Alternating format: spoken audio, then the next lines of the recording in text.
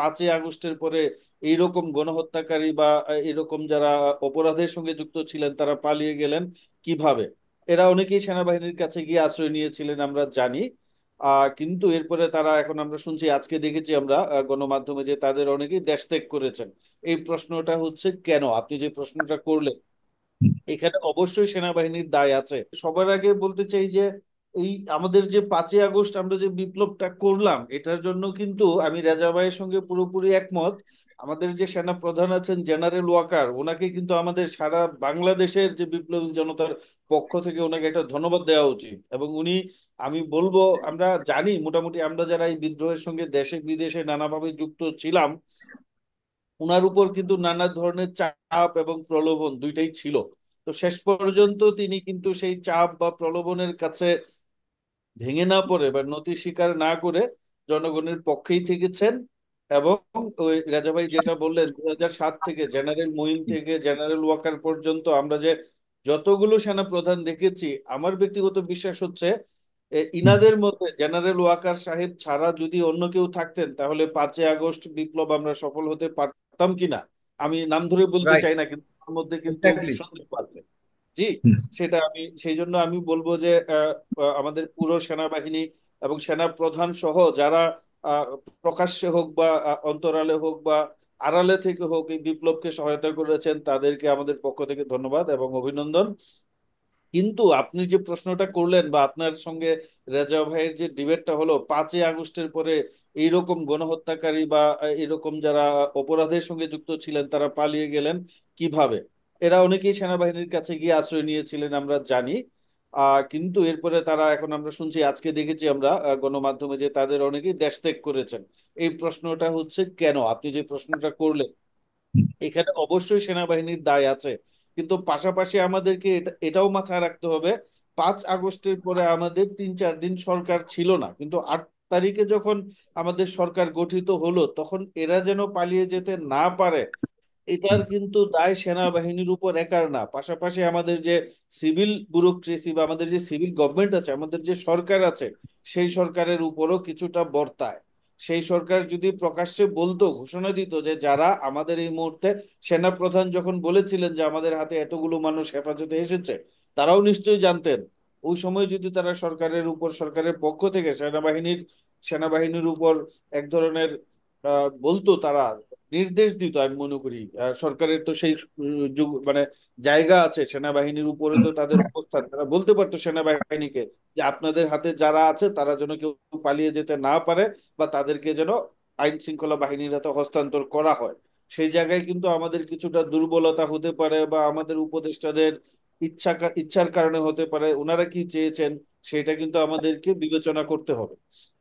এই জায়গায় আমি মনে করি যে শুধু পুরো দায়ভারটা সেনাবাহিনীর উপর না দিয়ে আমাদের যে সরকারের ভিতর, আমি যেটা এর আগের বারও বলেছি, যে এখানে কোনো আওয়ামী এজেন্ট বা আওয়ামী প্রেতাত্মা আছে কিনা, তারা কি করছে, তারা কিভাবে জিনিসটাকে ভিন্ন খাতে প্রভাবিত করার চেষ্টা করছে, সেটা আমাদের মাথায় রাখতে হবে। এবং সেই জায়গায় যদি আমাদের এই সরকার যদি আরেকটু প্রোয়েক্টিভ হতো, একটু আমি মনে করি যে তারা একটা তড়িৎ পদক্ষেপ নিত, তাহলে কিন্তু এই লোকগুলো পালিয়ে যাওয়ার সাহস পেত না।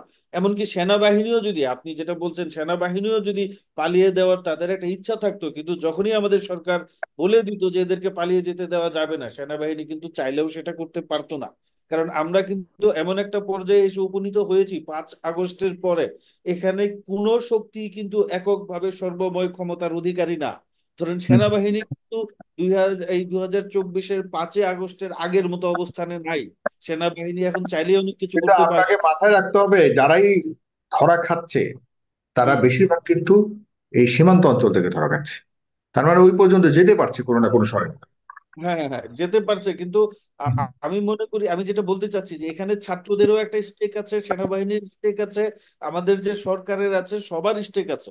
এখানে কিন্তু কালেকটিভ একটা রেসপন্সিবিলিটির বিষয় আছে, এককভাবে কারো উপর দায়ভার দিয়ে আমার মনে হচ্ছে যে এখানে আমরা অবশ্যই এই বিষয়টা আমরা জোরালো ভাবে চাই যে এই অবস্থার অবসান হোক। এবং হুম, প্রশাসনের মধ্যে আমাদের, আবার বলবো, আমি বারবার বলছি, এই প্রশাসনকে কিন্তু আরো মানে সক্রিয় হতে হবে। এটা হুম, কিন্তু আমরা তাদের মধ্যে এক ধরনের কিন্তু গা ছাড়া ভাব, কি হয় দেখা যাক, এরকম একটা ভাব আমরা লক্ষ্য করছি। এরা কিন্তু যদি দ্রুত সিদ্ধান্ত নিতে পারতেন, আমি আগের দফায় যেটা বললাম যে যারা আহত হয়েছে তাদেরকে আর্থিক সহায়তা দেওয়ার জন্য সিদ্ধান্ত নেওয়ার জন্য সরকারের 1 মাস সময় লাগার কথা না। তো শেষ করবো আমি যেটা বলে যে আমরা সরকারকে অবশ্যই সহায়তা করতে চাই, কিন্তু সরকার আমাদের সহায়তা নিতে চায় কিনা এবং সেই সহায়তা নিয়ে সরকার আরো অ্যাক্টিভ হতে চায় কিনা সেটা নিয়ে আমাদের আসলে একটু চিন্তা ভাবনা করতে হবে আর কি। যে এই যে সেনাবাহিনী নামানো হলো এখন, যে ম্যাজিস্ট্রেসি পাওয়ার দিয়ে নামানো হলো, তাতে কি আপনি পুলিশের ব্যর্থতার যে একটা নতুন করে যে ক্ষেত্র তৈরি হলো? ব্যর্থতা না, আমি যেটা বলবো আজকে আমাদের স্বরাষ্ট্র উপদেষ্টা যেটা যেটা বললেন যে পুলিশের যারা এখনো ফিরে আসেনি তারা আর ফিরে আসতে পারবে না, তার মানে কি? আমরা ধরে নিতে পারি পুলিশের বড় একটা অংশই এখনো ফিরে আসে। সেটা সেটাই যদি বলছি। হুম। 10-12 জন পুলিশ কর্মকর্তা হতেন তাহলে উনি এটা বলতেন না, এমন একটা অংশ ফিরে আসেনি যাতে আমাদের পুলিশিং সিস্টেমটা তার মানে ব্যাহত এটাই কি হতো। বোঝায় জনাব মারুফ মল্লিক, যে সরকার যেভাবে চেয়েছিল সেভাবে হয়নি? এখন একটা একটা করে কিন্তু বেরিয়ে আসছে ব্যর্থতা। যেভাবে চেয়েছিল তারা সবাই সেভাবে ভেবেছিল পুলিশ সব ফিরে আসবে, অথচ আমরা ফ্রম দ্য ডে ওয়ান কিন্তু আপনারা বলছিলেন না, ও বিকল্প ব্যবস্থা করুন, তারা তো শুনেনি, শেষ পর্যন্ত এটা সেনাবাহিনীর কিন্তু আমরা ফ্যাসিলিটি বারবার হয়েছে। বলেছি যে হুম। দ্রুত বিকল্প ব্যবস্থা নেওয়া উচিত। যখন ডাকাত নামে বলে গুজব ছড়াচ্ছে, মানুষজন পাহারা দিচ্ছে, তখনই তো উচিত ছিল সেনাবাহিনীকে ম্যাজিস্ট্রেসি পাওয়ার দিয়ে নামিয়ে দেওয়া। তখন আপনি নামান নাই কেন? তখন তো আপনি অপেক্ষা করেছেন যে পুলিশ বাহিনী ফিরে আসবে। ভাই, এই পুলিশ বাহিনীর অনেক সদস্য ফিরে আসবে না, এটা আমাদের বোঝা উচিত ছিল। এই পুলিশের অনেকেই সরাসরি গণহত্যার সঙ্গে যুক্ত।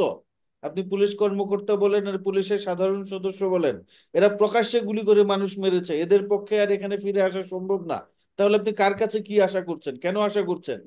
এই আশা না করে ধরেন আজকে যে বিতর্কটা হচ্ছে সেনাবাহিনীকে কেন ম্যাজিস্ট্রেসি পাওয়ার দেওয়া হলো, রেজা ভাই যেটা বললেন, অনেকে বলছে যে তারা এইচএসসি পাস, এই ধরনের বিতর্কের তো সুযোগ উঠতো না।